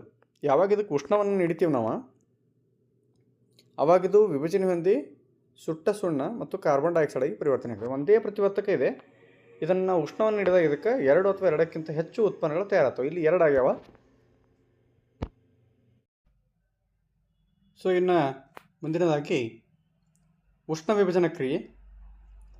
ಸೊ ಇಲ್ಲಿ ಹೆಸರೇ ಸೂಚಿಸುವಂತೆ ಒಂದು ಪ್ರತಿವರ್ತಕ ಅದಕ್ಕೆ ಉಷ್ಣವನ್ನು ನೀಡುವುದರಿಂದ ಅದನ್ನು 2 ಅಥವಾ 2ಕ್ಕಿಂತ ಹೆಚ್ಚು ಉತ್ಪನ್ನಗಳಾಗಿ ವಿಭಜನೆ ಮಾಡತಕ್ಕಂತಹ ಕ್ರಿಯೆ. ಇಲ್ಲಿ ಸಮೀಕರಣವನ್ನು ಗಮನಿಸ್ತಾ ಇರ್ಬೋದು. PbNO3 ಸೀಸದ ನೈಟ್ರೇಟ್ ಒಂದೇ ಪ್ರತಿವರ್ತಕವಾಗಿದ್ದು ಇದಕ್ಕೆ ಉಷ್ಣವನ್ನು ನೀಡಿದಾಗ ಇದು ಸೀಸದ ಆಕ್ಸೈಡ್, ನೈಟ್ರೋಜನ್ ಡೈಆಕ್ಸೈಡ್ ಮತ್ತು ಆಕ್ಸಿಜನ್ ಆಗಿ ವಿಭಜನೆ ಹೊಂದ್ತದೆ. ಸೊ ಈ ರೀತಿಯ ಕ್ರಿಯೆಗಳಿಗೆ ಉಷ್ಣ ವಿಭಜನ ಕ್ರಿಯೆ ಅಂತೇಳಿ ಕರಿತೀವಿ. ಇದು ಉಷ್ಣ ವಿಭಜನ ಕ್ರಿಯೆನೂ ಅಂತ ಕರೀತಾರೆ, ಸರಳವಾಗಿ ವಿಭಜನ ಕ್ರಿಯೆ ಅಂತಲೂ ಕರೀತಾರೆ. ಅಂದರೆ ಉಷ್ಣವನ್ನು ನೀಡೋದ್ರ ಮೂಲಕ ಒಂದು ಪ್ರತಿವರ್ತಕ ವಿಭಜನೆ ಹೊಂದಿ 2 ಅಥವಾ ಹೆಚ್ಚು ಉತ್ಪನ್ನಗಳಾಗಿ ಪರಿವರ್ತನೆ ಆಗ್ಬೋದು. ಇದಕ್ಕೆ ಉಷ್ಣ ವಿಭಜನ ಕ್ರಿಯೆ ಅಂತೇಳಿ ಕರೀತಾರೆ. ಇನ್ನು ಅದೇ ರೀತಿಯಾಗಿ ವಿದ್ಯುತ್ತನ್ನು ಹಾಯಿಸೋದ್ರ ಮೂಲಕ ಒಂದು ಪ್ರತಿವರ್ತಕವನ್ನು 2 ಅಥವಾ 2ಕ್ಕಿಂತ ಹೆಚ್ಚು ಉತ್ಪನ್ನಗಳಾಗಿ ಪರಿವರ್ತಿಸುವುದು. ಇಲ್ಲಿ ನೀರಿನ ವಿದ್ಯುತ್ ವಿಭಜನೆ. ಸೊ H2 ಇರ್ತದೆ, ಇದರ ಮೂಲಕ ವಿದ್ಯುತ್ತನ್ನು ಹಾಯಿಸಿದಾಗ ಹೈಡ್ರೋಜನ್ ಮತ್ತು ಆಕ್ಸಿಜನ್ ಅಣುಗಳಾಗಿ ಅದು ಪರಿವರ್ತನೆ ಹೊಂದದ. ಈ ಒಂದು ಕ್ರಿಯೆಯಲ್ಲಿ ವಿದ್ಯುತ್ತನ್ನು ಪ್ರತಿವರ್ತಕವನ್ನು ಹೊಡಿಲಿಕ್ಕೆ ಬಳಸಲಾಗ್ತದೆ. ಈ ಒಂದು ಕ್ರಿಯೆಗೆ ಏನಂತಾರಪ್ಪ ಅಂದ್ರೆ ವಿಭಜನೆ ಕ್ರಿಯೆ ಅಂತಲೇ ಕರೀತಾರೆ. ಆದರೆ ಇಲ್ಲಿ ವಿದ್ಯುತ್ತನ್ನು ವಿಭಜನೆ ಮಾಡಲಿಕ್ಕೆ ಬಳಸಲಾಗ್ತದೆ. ಇನ್ನು ಅದೇ ರೀತಿಯಾಗಿ ಸೂರ್ಯನ ಬೆಳಕನ್ನು ಬಳಸುವುದರಿಂದ ಒಂದು ಪ್ರತಿವರ್ತಕವನ್ನು 2 ಅಥವಾ 2ಕ್ಕಿಂತ ಹೆಚ್ಚು ಉತ್ಪನ್ನಗಳಾಗಿ ಪರಿವರ್ತನೆ ಮಾಡೋದು. ಇಲ್ಲಿ ಬೆಳ್ಳಿಯ ಕ್ಲೋರೈಡ್ ಅಂತ ಏನಿದೆ AgCl, ಇದಕ್ಕೆ ಸೂರ್ಯನ ಬೆಳಕಿನ ಉಪಸ್ಥಿತಿಯಲ್ಲಿ ಇದು ಬೆಳ್ಳಿ ಮತ್ತು ಕ್ಲೋರಿನ್ ಆಗಿ ಇದು ಪರಿವರ್ತನೆ ಹೊಂದದ. ಸೊ ಇಲ್ಲಿ ಬೆಳ್ಳಿಯ ಕ್ಲೋರೈಡ್ ಬಿಳಿಯ ಬಣ್ಣದ್ದಾಗಿದ್ದು ಸೂರ್ಯನ ಬೆಳಕಿನ ಉಪಸ್ಥಿತಿಯಲ್ಲಿ ಇದು ಬೂದು ಬಣ್ಣದ ಬೆಳ್ಳಿಯಾಗಿ ಪರಿವರ್ತನೆ ಆಗ್ತದೆ. ಸೊ ಈ ರೀತಿಯಾಗಿ ಸಾಮಾನ್ಯವಾಗಿ ಪರೀಕ್ಷೆಯಲ್ಲಿ ಒಂದು ಪ್ರಶ್ನೆಯನ್ನು ಮೊದಲೇ ಕೇಳಲಾಗಿತ್ತು. ಏನಂತಂದರೆ ಉಷ್ಣವನ್ನು ನೀಡೋದ್ರ ಮೂಲಕ, ವಿದ್ಯುತ್ ಶಕ್ತಿಯನ್ನು ಬಳಸೋದ್ರ ಮೂಲಕ ಮತ್ತು ಸೂರ್ಯನ ಬೆಳಕನ್ನು ಉಪಯೋಗಿಸಿಕೊಂಡು ನಡೀತಕ್ಕಂತಹ ವಿಭಜನೆ ಕ್ರಿಯೆಗಳಿಗೆ ಒಂದೊಂದು ಉದಾಹರಣೆ ಬರೀರಿ ಅಂಥೇಳಿ. ಸೊ ಸೀಸದ ನೈಟ್ರೇಟ್ ಸೀಸದ ಆಕ್ಸೈಡ್ ಆಗಿ ನೈಟ್ರೋಜನ್ ಡೈಆಕ್ಸೈಡ್ ಆಗಿ ಹಾಗೂ ಆಕ್ಸಿಜನ್ ಆಗಿ ಪರಿವರ್ತನೆ ಹೊಂದತಕ್ಕಂಥ ಕ್ರಿಯೆ ಅದ. ಈ ಕ್ರಿಯೆ ಉಷ್ಣ ವಿಭಜನೆಗೆ ಉದಾಹರಣೆ. ಆದರೆ ನೀರಿನ ವಿದ್ಯುತ್ ವಿಭಜನೆ ವಿದ್ಯುತ್ತನ್ನು ಹಾಯಿಸೋದ್ರ ಮೂಲಕ ವಿಭಜನೆ ಕ್ರಿಯೆ ನಡೀತಕ್ಕಂತಹ ಕ್ರಿಯೆಗೆ ಉದಾಹರಣೆಯಾಗಿದೆ. ಅದೇ ರೀತಿಯಾಗಿ ಬೆಳ್ಳಿಯ ಕ್ಲೋರೈಡ್ ಬೆಳ್ಳಿ ಮತ್ತು ಕ್ಲೋರಿನ್ ಆಗಿ ಪರಿವರ್ತನೆ ಆಗ್ತಕ್ಕಂಥದ್ದು ಇದು ಸೂರ್ಯನ ಬೆಳಕಿನ ಉಪಸ್ಥಿತಿಯಲ್ಲಿ ನಡೀತಕ್ಕಂತಹ ಸಾಮಾನ್ಯವಾದ ಕ್ರಿಯೆ ಆಗಿದೆ. ಸೊ ಇಲ್ಲಿ ಈ ಸೂರ್ಯನ ಬೆಳಕನ್ನು ಬಳಸಿಕೊಂಡು ಏನು ವಿಭಜನೆ ಕ್ರಿಯೆ ಮಾಡೋದದ, ಇದನ್ನು ಸಾಮಾನ್ಯವಾಗಿ ಕಪ್ಪು ಬಿಳುಪು ಛಾಯಾಗ್ರಹಣದಲ್ಲಿ ಇದನ್ನು ಬಳಸಲಾಗ್ತದೆ. ವಿಭಜನೆ ಕ್ರಿಯೆಯಲ್ಲಿ ಪ್ರತಿವರ್ತಕಗಳನ್ನು ಹೊಡಿಲಿಕ್ಕೆ ಉಷ್ಣವನ್ನು ಬಳಸ್ಬೋದು, ಬೆಳಕನ್ನು ಬಳಸ್ಬೋದು ಮತ್ತು ವಿದ್ಯುತ್ ಶಕ್ತಿಯನ್ನು ಸಹ ಬಳಸ್ಬೋದು. ಸೊ ಇನ್ನು ಮುಂದಿನ ಒಂದು ಅಂಶ ಅಂತರುಷ್ಣಕ ಕ್ರಿಯೆ. ಸೊ ಅಂತರುಷ್ಣಕ ಕ್ರಿಯೆ ಅಂತಂದರೆ ಯಾವ ಕ್ರಿಯೆಯಲ್ಲಿ ಉಷ್ಣದ ಹೀರಿಕೆ ಆಗ್ತದೆ ಆ ಕ್ರಿಯೆಗೆ ನಾವು ಏನಂತೀವಿ ಅಂತಂದರೆ ಅಂತರುಷ್ಣಕ ಕ್ರಿಯೆ ಅಂತ ಕರಿತೀವಿ. ಈ ಮೊದಲೇ ನಾವು ಬಹಿರುಷ್ಣಕ ಕ್ರಿಯೆ ಅಂತಂದರೆ ಏನಂತ ನಾವು ಅಭ್ಯಾಸ ಮಾಡಿದ್ವಿ. ಉಷ್ಣ ಯಾವ ಕ್ರಿಯೆಯಲ್ಲಿ ಬಿಡುಗಡೆ ಆಗ್ತದೆ ಅದಕ್ಕೆ ಬಹಿರುಷ್ಣಕ ಕ್ರಿಯೆ ಅಂತೀವಿ. ಅದೇ ರೀತಿಯಾಗಿ ಉಷ್ಣ ಯಾವ ಕ್ರಿಯೆಯಲ್ಲಿ ಹೀರಿಕೆ ಆಗ್ತದೆ ಅದಕ್ಕೆ ಅಂತರುಷ್ಣಕ ಕ್ರಿಯೆ ಅಂತೇಳಿ ಕರಿತೀವಿ. ಮುಂದಿನ ಒಂದು ರಾಸಾಯನಿಕ ಕ್ರಿಯೆ ಸ್ಥಾನಪಲ್ಲಟ ಕ್ರಿಯೆ. ಸ್ಥಾನಪಲ್ಲಟ ಕ್ರಿಯೆ ಅಂತಂದ್ರೆ ಒಂದು ಕ್ರಿಯಾಶೀಲವಾಗಿರ್ತಕ್ಕಂತಹ ಒಂದು ಧಾತು ಸಂಯುಕ್ತವೊಂದರಲ್ಲಿನ ಕಡಿಮೆ ಕ್ರಿಯಾಶೀಲ ಧಾತುವನ್ನು ಸ್ಥಾನಪಲ್ಲಟಗೊಳಿಸ್ತಕ್ಕಂಥ ಒಂದು ಕ್ರಿಯೆ. ಇಲ್ಲಿ ಒಂದು ರಾಸಾಯನಿಕ ಕ್ರಿಯೆಯನ್ನು ತಾವು ಗಮನಿಸ್ತಾ ಇರ್ಬೋದು. ಇಲ್ಲಿ ಕಬ್ಬಿಣ ಹೆಚ್ಚು ಕ್ರಿಯಾಶೀಲವಾಗಿರ್ತಕ್ಕಂತಹ ಧಾತುವಾಗಿದ್ದು ಇದು ತಾಮ್ರದ ಸಲ್ಫೇಟ್ ದ್ರಾವಣದಲ್ಲಿ ಇರತಕ್ಕಂತಹ ಏನು ತಾಮ್ರ ಅದ ಇದಕ್ಕಿಂತ ಹೆಚ್ಚು ಕ್ರಿಯಾಶೀಲ ಅದು ಕಬ್ಬಿಣ. ಆದ್ದರಿಂದ ಈ ಕಬ್ಬಿಣ ಏನು ಮಾಡ್ತದಂದ್ರೆ ಈ ತಾಮ್ರ ಸಲ್ಫೇಟ್ ದ್ರಾವಣದಲ್ಲಿರ್ತಕ್ಕಂತಹ ತಾಮ್ರವನ್ನು ಹೊರಹಾಕಿ ಆ ಸ್ಥಾನವನ್ನು ತಾನು ಪಡೆದುಕೊಳ್ತದೆ. ಆದ್ದರಿಂದ Fe ಅಂದರೆ ಕಬ್ಬಿಣ ಯಾವಾಗ ತಾಮ್ರ ಸಲ್ಫೇಟ್ ದ್ರಾವಣದಲ್ಲಿ ಇಡ್ತೀವಿ ಅಂದ್ರೆ ಉದಾಹರಣೆ ಒಂದು ಬೀಕರ್ನಲ್ಲಿ ತಾಮ್ರದ ಸಲ್ಫೇಟ್ ದ್ರಾವಣವನ್ನು ಹಾಕ್ಕೊಂಡು ಅದರಲ್ಲಿ ಕಬ್ಬಿಣದ ಮೊಳೆಯನ್ನು ನಾವು ಯಾವಾಗ ಅದರಲ್ಲಿ ಹಾಕ್ತೀವಿ ಆವಾಗ ಕಬ್ಬಿಣದ ಕಣಗಳು ನಿಧಾನವಾಗಿ ತಾಮ್ರದ ಸಲ್ಫೇಟ್ ದ್ರಾವಣದಲ್ಲಿ ಬಂದು ತಾಮ್ರವನ್ನು ಸ್ಥಾನಪಲ್ಲಟಗೊಳಿಸುತ್ತವೆ. ಆಗ ಏನು ಕಬ್ಬಿಣದ ಮೊಳೆ ಇದೆ ಆ ಕಬ್ಬಿಣದ ಮೊಳೆಯ ಮೇಲೆ ತಾಮ್ರದ ಲೇಪನ ಆಗ್ತದೆ. ಯಾಕದ ತಾಮ್ರದ ಲೇಪನ ಕಬ್ಬಿಣದ ಮಳೆ ಮೇಲೆ ಆಗ್ತದಂದ್ರೆ ಕಬ್ಬಿಣ ಏನೈತಿ ಅದು ನಿಧಾನವಾಗಿ ತಾಮ್ರ ಸಲ್ಫೇಟ್ ದ್ರಾವಣದಲ್ಲಿ ಪ್ರವೇಶ ಮಾಡಿ ಕಬ್ಬಿಣದ ಸಲ್ಫೇಟ್ ಆಗ್ತತಿ ಮತ್ತು ತಾಮ್ರವನ್ನು ಸ್ಥಾನಪಲ್ಲಟಗೊಳಿಸೋದ್ರಿಂದ ಅದು ನಿಧಾನವಾಗಿ ಕಬ್ಬಿಣದ ಮೊಳೆಯ ಮೇಲೆ ಲೇಪನ ಆಗ್ತದೆ. ಸೊ ಈ ರೀತಿಯ ರಾಸಾಯನಿಕ ಕ್ರಿಯೆಗಳನ್ನು ನಾವೇನಂತೀವಿ ಅಂದ್ರೆ ಸ್ಥಾನಪಲ್ಲಟ ಕ್ರಿಯೆಗಳು ಅಂಥೇಳಿ ಕರಿತೀವಿ. ಸೊ ಸ್ಥಾನಪಲ್ಲಟ ಕ್ರಿಯೆ ಅಂತಂದ್ರೆ ಧಾತು ಒಂದು ಕ್ರಿಯಾಶೀಲವಾಗಿರ್ತಕ್ಕಂತಹ ಧಾತು ಒಂದು ಸಂಯುಕ್ತದಲ್ಲಿರ್ತಕ್ಕಂತಹ ಕಡಿಮೆ ಕ್ರಿಯಾಶೀಲ ಧಾತುವನ್ನು ಸ್ಥಾನಪಲ್ಲಟಗೊಳಿಸುವುದು ಅಥವಾ ತನ್ನ ಸ್ಥಾನದಿಂದ ಹೊರಹಾಕ್ತಕ್ಕಂತಹ ಕ್ರಿಯೆಯೇ ಸ್ಥಾನಪಲ್ಲಟ ಕ್ರಿಯೆ. ಇಲ್ಲಿ ಇನ್ನಷ್ಟು ಉದಾಹರಣೆಗಳನ್ನು ನಾವಿಲ್ಲಿ ನೋಡಬಹುದು.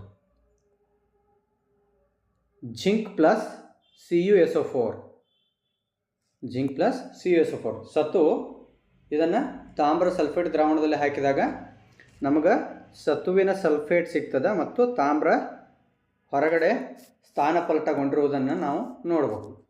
ಸೊ ಅದೇ ರೀತಿಯಾಗಿ ಸೀಸವನ್ನು ನಾವು ತಾಮ್ರದ ಕ್ಲೋರೈಡ್ ದ್ರಾವಣದಲ್ಲಿ ಹಾಕಿದಾಗ ಸೀಸದ ಕ್ಲೋರೈಡ್ ಮತ್ತು ತಾಮ್ರವು ಸ್ಥಾನಪಲ್ಲಟಗೊಂಡಿರುವುದನ್ನು ನಾವಿಲ್ಲಿ ನೋಡಬಹುದು. ಸೊ ಈ ರೀತಿಯ ರಾಸಾಯನಿಕ ಕ್ರಿಯೆಗಳನ್ನು ನಾವು ಸ್ಥಾನಪಲ್ಲಟ ಕ್ರಿಯೆಗಳು ಅಂತೇಳಿ ಕರಿತೀವಿ. ಇನ್ನು ಅದೇ ರೀತಿಯಾಗಿ ಮುಂದಿನ ರಾಸಾಯನಿಕ ಕ್ರಿಯೆಯ ವಿಧ ದ್ವಿಸ್ಥಾನಪಲ್ಲಟ ಕ್ರಿಯೆ. ಸ್ಥಾನಪಲ್ಲಟದಲ್ಲಿ ಏನಾಗ್ತದೆ ಅಂದರೆ ಒಂದು ಕ್ರಿಯಾಶೀಲವಾಗಿರ್ತಕ್ಕಂತಹ ಧಾತು ಸಂಯುಕ್ತದಲ್ಲಿನ ಕಡಿಮೆ ಕ್ರಿಯಾಶೀಲ ಧಾತುವನ್ನು ಸ್ಥಾನಪಲ್ಲಟಗೊಳಿಸ್ತದೆ. ಅದರ ದ್ವಿಸ್ಥಾನಪಲ್ಲಟ ಕ್ರಿಯೆ ಅಂತಂದ್ರೆ ಹೆಂಗಿರ್ತದೆ ಅಂದರೆ ಎರಡು ಬೇರೆ ಬೇರೆ ಸಂಯುಕ್ತಗಳಿರ್ತಾವ, ಎರಡು ಬೇರೆ ಬೇರೆ ಪ್ರತಿವರ್ತಕಗಳಿರ್ತಾವ. ಆ ಪ್ರತಿವರ್ತಕಗಳು ಪರಸ್ಪರ ತಮ್ಮ ಅಯಾನ್ಗಳನ್ನು ವಿನಿಮಯ ಮಾಡಿಕೊಂಡು ಬೇರೆ ಬೇರೆ ಸಂಯುಕ್ತಗಳನ್ನು ಉಂಟು ಮಾಡ್ತಾವೆ. ಸೊ ಉದಾಹರಣೆ ಇಲ್ಲಿ ತಾವು ಗಮನಿಸ್ತಾ ಇರ್ಬೋದು, ಇಲ್ಲಿ ಸೋಡಿಯಂ ಸಲ್ಫೇಟ್ ಅಂತಕ್ಕಂತಹ ಒಂದೇನದ ದ್ರಾವಣದ. ಈ ಸೋಡಿಯಂ ಸಲ್ಫೇಟ್ ದ್ರಾವಣದಲ್ಲಿ ಬೇರಿಯಂ ಕ್ಲೋರೈಡ್ ದ್ರಾವಣವನ್ನು ಹಾಕಿದಾಗ ಬೇರಿಯಂ ಸಲ್ಫೇಟ್ ಮತ್ತು ಸೋಡಿಯಂ ಕ್ಲೋರೈಡ್ ಅಂತಕ್ಕಂತಹ ಎರಡು ಉತ್ಪನ್ನಗಳು ನಮ್ಗೆ ತಯಾರಾಗ್ತವೆ. ಇಲ್ಲಿ ತಾವು ಗಮನಿಸ್ತಾ ಇರ್ಬೋದು, ಸೋಡಿಯಂ ಸಲ್ಫೇಟ್ನಲ್ಲಿ ಇರ್ತಕ್ಕಂತಹ ಸೋಡಿಯಮ್ಮು ಮತ್ತು ಬೇರಿಯಂ ಕ್ಲೋರೈಡ್ನಲ್ಲಿರ್ತಕ್ಕಂತಹ ಕ್ಲೋರಿನ್ನು ಎರಡು ಸೇರಿಕೊಂಡು ಸೋಡಿಯಂ ಕ್ಲೋರೈಡ್ ಆಗಿದೆ. ಬೇರಿಯಂ ಕ್ಲೋರೈಡ್ನಲ್ಲಿರ್ತಕ್ಕಂತಹ ಬೇರಿಯಮ್ಮು ಸೋಡಿಯಂ ಸಲ್ಫೇಟ್ನಲ್ಲಿರ್ತಕ್ಕಂತಹ ಸಲ್ಫೇಟ್ ಜೊತೆ ಸೇರಿಕೊಂಡು ಬೇರಿಯಂ ಸಲ್ಫೇಟ್ ಸಂಯುಕ್ತವನ್ನು ಉಂಟು ಮಾಡೋದು. ಈ ಬೇರಿಯಂ ಸಲ್ಫೇಟ್ ಏನದ ಇದು ನೀರಿನಲ್ಲಿ ವಿಲೀನವಾಗುವುದಿಲ್ಲ, ಇದು ಪ್ರಕ್ಷೇಪವನ್ನು ಉಂಟು ಮಾಡ್ತದೆ. ಈ ಕ್ರಿಯೆಗೆ ಏನಂತಾರಂದ್ರೆ ಪ್ರಕ್ಷೇಪಣ ಕ್ರಿಯೆ ಅಂತೇಳಿ ಕರೀತಾರೆ. ಆಮೇಲೆ ಇನ್ನೊಂದು ಉತ್ಪನ್ನ ಏನು ತಯಾರಾಗ್ತದೆ ಏನಪ್ಪ ಅಂದ್ರೆ ಸೋಡಿಯಂ ಕ್ಲೋರೈಡ್, ಇದು ನೀರಿನಲ್ಲಿ ಕರಗ್ತಕ್ಕಂಥ ಒಂದು ಸಂಯುಕ್ತ. ಸೊ ಈ ದ್ವಿಸ್ಥಾನಪಲ್ಲಟ ಕ್ರಿಯೆಯಲ್ಲಿ ನಾವು ನೆನಪಿನಲ್ಲಿ ಇಟ್ಕೊಳ್ಬೇಕಾಗಿರ್ತಕ್ಕಂಥ ಅಂಶ ಏನಂತಂದರೆ ದ್ವಿಸ್ಥಾನಪಲ್ಲಟ ಕ್ರಿಯೆ ಅಂದರೆ ಏನು, ಉದಾಹರಣೆ ಅಂದರೆ ಸಮೀಕರಣ ರೂಪದಲ್ಲಿ ಬರೀಬೇಕು, ಮತ್ತು ಪ್ರಕ್ಷೇಪಣ ಕ್ರಿಯೆ ಎಂದರೇನು. ಸೊ ಪ್ರಕ್ಷೇಪಣ ಕ್ರಿಯೆ ಅಂತಂದರೆ ದ್ವಿಸ್ಥಾನಪಲ್ಲಟ ಕ್ರಿಯೆ ನಡೆದಂಥ ಸಂದರ್ಭದಲ್ಲಿ ಒಂದು ಜಲವಿಲೀನಗೊಳ್ಳದ ವಸ್ತು ತಯಾರಾಗುತ್ತದೆ. ಆ ಜಲವಿಲೀನಗೊಳ್ಳದ ವಸ್ತುವೇ ಪ್ರಕ್ಷೇಪ. ಸೊ ಆ ಪ್ರಕ್ಷೇಪ ತಯಾರಾಗ್ತಕ್ಕಂತಹ ಕ್ರಿಯೆಗೆ ಪ್ರಕ್ಷೇಪಣ ಕ್ರಿಯೆ ಅಂಥೇಳಿ ಕರೀತಾರೆ. ಇಲ್ಲಿ ದ್ವಿಸ್ಥಾನಪಲ್ಲಟ ಕ್ರಿಯೆಯಲ್ಲಿ ಪ್ರತಿವರ್ತಕಗಳ ನಡುವೆ ಏನು ನಡೀತದಂದರೆ ಅಯಾನುಗಳ ವಿನಿಮಯ ಕ್ರಿಯೆ ನಡೆಯುತ್ತದೆ. ಸೊ ಮುಂದಿನ ಒಂದು ಕ್ರಿಯೆಯ ವಿಧ ಉತ್ಕರ್ಷಣ ಕ್ರಿಯೆ ಮತ್ತು ಅಪಕರ್ಷಣ ಕ್ರಿಯೆಗಳು. ಸೊ ಇಲ್ಲಿ ಉತ್ಕರ್ಷಣ ಕ್ರಿಯೆ ಅಂದರೆ ಏನು ಮತ್ತು ಅಪಕರ್ಷಣ ಕ್ರಿಯೆ ಅಂದರೆ ಏನಂತ ನೋಡೋಣ. ಯಾವಾಗ ಒಂದು ಧಾತು ಆಕ್ಸಿಜನನ್ನು ಪಡ್ಕೋತೈತಿ ಅವಾಗ ಅದಕ್ಕೆ ಉತ್ಕರ್ಷಣ ಕ್ರಿಯೆ ಅಂಥೇಳಿ ಕರಿತೀವಿ ನಾವು. ಅಥವಾ ಒಂದು ಸಂಯುಕ್ತ ಹೈಡ್ರೋಜನನ್ನು ಒಳಗೊಂಡಿದ್ದು ಅದು ರಾಸಾಯನಿಕ ಕ್ರಿಯೆ ನಡೆದಂತಹ ಸಂದರ್ಭದಲ್ಲಿ ಹೈಡ್ರೋಜನನ್ನು ಬಿಟ್ಟು ಕೊಟ್ಟರೆ ಅದಕ್ಕೆ ಉತ್ಕರ್ಷಣ ಕ್ರಿಯೆ ಅಂಥೇಳಿ ಕರಿತೀವಿ. ನೋಡಿರಿ, ಆಕ್ಸಿಜನ್ ಪಡೆಯುವುದು ಅಥವಾ ಹೈಡ್ರೋಜನನ್ನು ಹೊರಗೆ ಹಾಕೋದು, ಈ ಎರಡನ್ನೂ ನಾವೇನಂತ ಕರಿಬೋದು, ಉತ್ಕರ್ಷಣ ಕ್ರಿಯೆ ಅಂಥೇಳಿ ಕರಿಬೋದು. ಇಲ್ಲಿ ನಾವು ಉದಾಹರಣೆಯನ್ನು ಗಮನಿಸೋಣ. ಸೊ ಇಲ್ಲಿ ಕೆಳಗಿನ ಒಂದು ಸಮೀಕರಣದಲ್ಲಿ ತಾಮ್ರ ಇದ್ದದ್ದು ಏನು ಮಾಡ್ತದೆ ಅಂದರೆ ಆಕ್ಸಿಜನ್ ಜೊತೆ ಸೇರಿಕೊಂಡು ತಾಮ್ರದ ಆಕ್ಸೈಡ್ ಆಗಿ ಪರಿವರ್ತನೆ ಆಗ್ತದೆ. ಇಲ್ಲಿ ನಾವು ಗಮನಿಸ್ಬೋದು, ಒಂದು ಧಾತು ಆಕ್ಸಿಜನನ್ನು ಪಡೆದುಕೊಂಡದ ಮತ್ತು ಇದು ತಾಮ್ರದ ಆಕ್ಸೈಡ್ ಆಗಿ ಪರಿವರ್ತನೆ ಆಗಿದೆ. ಒಂದು ಆಕ್ಸಿಜನನ್ನು ಪಡೆದುಕೊಂಡಿರೋದ್ರಿಂದ ಈ ಕ್ರಿಯೆಗೆ ನಾವು ಏನಂತ ಕರಿಬೋದು ಅಂದರೆ ಉತ್ಕರ್ಷಣ ಕ್ರಿಯೆ ಅಂಥೇಳಿ ಕರಿಬೋದು. ಉತ್ಕರ್ಷಣ ಕ್ರಿಯೆ ಅಂತಂದ್ರೆ ಆಕ್ಸಿಜನನ್ನು ಪಡೆಯೋದು ಅಥವಾ ಹೈಡ್ರೋಜನನ್ನು ಕಳೆದುಕೊಳ್ಳೋದು. ಇಲ್ಲಿ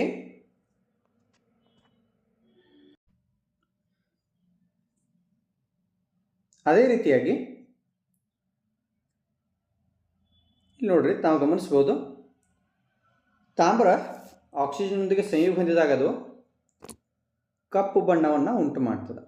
ಕಪ್ಪು ಬಣ್ಣ ಆಗಿರುವಂಥದ್ದು ಯಾವುದಪ್ಪ ಅಂದ್ರೆ ತಾಮ್ರದ ಆಕ್ಸೈಡ್. ಇದು ಯಾವ ಬಣ್ಣದಲ್ಲಿರುತ್ತದೆ? ಕಪ್ಪು ಬಣ್ಣದಲ್ಲಿರುತ್ತದೆ. ಕಪ್ಪು ಬಣ್ಣ.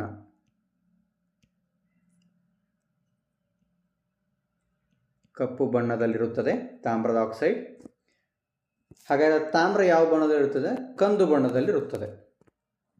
ಯಾವಾಗ ಕಂದು ಬಣ್ಣದ ತಾಮ್ರವನ್ನು ನಾವೊಂದು ಪಿಂಗಾಣಿ ಬಟ್ಟಲಿನಲ್ಲಿ ಹಾಕಿ, ಪಿಂಗಾಣಿ ಬಟ್ಟಲು ತೆಗೆದುಕೊಳ್ಬೇಕು, ಪಿಂಗಾಣಿ ಬಟ್ಟಲಿನಲ್ಲಿ ಕಂದು ಬಣ್ಣದ ತಾಮ್ರವನ್ನು ಹಾಕಿ ಕೆಳಗಡೆಯಿಂದ ಉಷ್ಣವನ್ನು ನೀಡಿದಾಗ ಅದು ನಿಧಾನವಾಗಿ ವಾತಾವರಣದಲ್ಲಿರತಕ್ಕಂತಹ ಆಕ್ಸಿಜನನ್ನು ತೆಗೆದುಕೊಂಡು ತಾಮ್ರದ ಆಕ್ಸೈಡಾಗಿ ಪರಿವರ್ತನೆ ಆಗುತ್ತದೆ.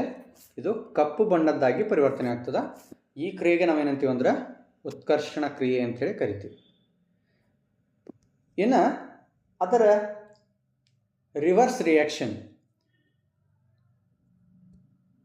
ಅದರ ರಿವರ್ಸ್ ಅಪೋಸಿಟ್ ರಿಯಾಕ್ಷನ್ ಏನಂತಂದ್ರೆ, ಯಾವಾಗ ಈ ತಾಮ್ರದ ಆಕ್ಸೈಡ್ ತಯಾರಾಗ್ತದೆ, ತಾಮ್ರದ ಆಕ್ಸೈಡ್ ತಯಾರಾದಂಥ ಸಂದರ್ಭದೊಳಗೆ ಅದು ಬಿಸಿಯಾಗಿರ್ತದೆ ಆಲ್ರೆಡಿ. ನೋಡ್ರಿ, ಮೊದಲು ಏನು ಮಾಡಿದ್ವಿ ನಾವು, ಒಂದು ಪಿಂಗಾಣಿ ಬಟ್ಟಲು ತೊಗೊಂಡ ಆ ಪಿಂಗಾಣಿ ಬಟ್ಟಲಿನೊಳಗೆ ತಾಮ್ರವನ್ನು ಹಾಕಿ ಕಾಯಿಸಿದ್ವಿ. ಆವಾಗದ ಕಪ್ಪು ಬಣ್ಣದ ತಾಮ್ರದ ಆಕ್ಸೈಡ್ ಆಗಿ ಪರಿವರ್ತನೆ ಆಗಿತ್ತು. ಇದು ಯಾವಾಗಿನ ಬಿಸಿ ಇರ್ತದೆ ಆವಾಗನೇ ಏನು ಮಾಡ್ಬೇಕಂದ್ರೆ ಅದರ ಮೇಲೆ ಹೈಡ್ರೋಜನ್ ಅನಿಲವನ್ನು ಹಾಯಿಸಬೇಕು. ನೋಡ್ರಿ, ಅಲ್ಲಿ ಹಾಯಿಸಿದ್ದಾರೆ. ತಾಮ್ರದ ಆಕ್ಸೈಡ್ ಮೇಲೆ ಹೈಡ್ರೋಜನ್ ಅನಿಲವನ್ನು ಹಾಯಿಸಿದಾಗ ಅವಾಗ ಏನಾಗ್ತದೆ ಅಂದರೆ ತಾಮ್ರದ ಆಕ್ಸೈಡ್ ತನ್ನಲ್ಲಿರ್ತಕ್ಕಂಥ ಆಕ್ಸಿಜನನ್ನು ಕಳ್ಕೊಂಡು ಬಿಡ್ತದೆ. ನೋಡ್ರಿ, CuO ಇದ್ದದ್ದು ಏನಾಗ್ತದೆ ಅಂದರೆ Cu ಆಗ್ತದೆ ಯಾವಾಗ ಹೈಡ್ರೋಜನ್ ಅನಿಲವನ್ನು ಅದಕ್ಕೆ ಸೇರಿಸಿದಾಗ. ಸೊ ಇಲ್ಲಿ ತಾಮ್ರ ಇದ್ದದ್ದು ಆಕ್ಸಿಜನನ್ನು ಕಳ್ಕೊಂಡು ಬಿಡ್ತದೆ.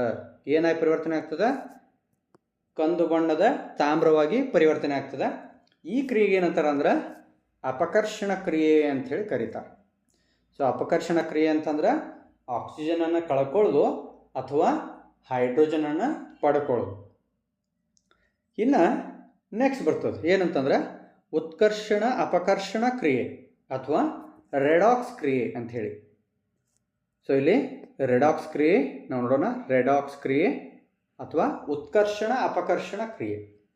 ಏನಿದು ರೆಡಾಕ್ಸ್ ಕ್ರಿಯೆ ಅಂತಂದರೆ, ಸೊ ಇಲ್ಲಿ ಒಂದೇ ರಾಸಾಯನಿಕ ಕ್ರಿಯೆಯಲ್ಲಿ ಉತ್ಕರ್ಷಣೆಯೂ ನಡಿಬೇಕು, ಅಪಕರ್ಷಣೆಯೂ ನಡಿಬೇಕು. ಆಟ್ ಎ ಟೈಮ್ ಒಂದಾಗ ರಿಯಾಕ್ಷನ್ ಒಳಗೆ ಎರಡೂ ನಡೆದು ಅಂದ್ರೆ ಅದಕ್ಕೆ ಉತ್ಕರ್ಷಣ ಅಪಕರ್ಷಣ ಕ್ರಿಯೆ ಅಂತ. ಇಲ್ಲಿ ತಾವು ಗಮನಿಸ್ಬೋದು, ಕೆಳಗಡೆ CuO ಇದ್ದದ್ದು ತಾಮ್ರದ ಆಕ್ಸೈಡ್ ಬಿಸಿ ಬಿಸಿಯಾಗಿದ್ದಾಗ ಅದರ ಮೇಲೆ ಹೈಡ್ರೋಜನ್ ಅನಿಲವನ್ನು ಹಾಯಿಸಿದಾಗ ಅದು ತಾಮ್ರ ಮತ್ತು ನೀರಾಗಿ ಅಥವಾ ನೀರಾವಿಯಾಗಿ ಪರಿವರ್ತನೆ ಆಗ್ತದೆ. ಇಲ್ಲಿ ತಾಮ್ರದ ಆಕ್ಸೈಡ್ ಏನಾಯಿತು? ತಾಮ್ರವಾಗಿ ಪರಿವರ್ತನೆ ಆಯಿತು. ಅಂದ್ರೆ ತಾಮ್ರದ ಆಕ್ಸೈಡ್ ಆಕ್ಸಿಜನ್ ಕಳ್ಕೊಂಡೈತಂದ್ರೆ ಇಲ್ಲಿ ಏನಾಗಿದೆ? ಅಪಕರ್ಷಣ ಹೊಂದಿದೆ ಅಂತ ಅದರ ಅರ್ಥ.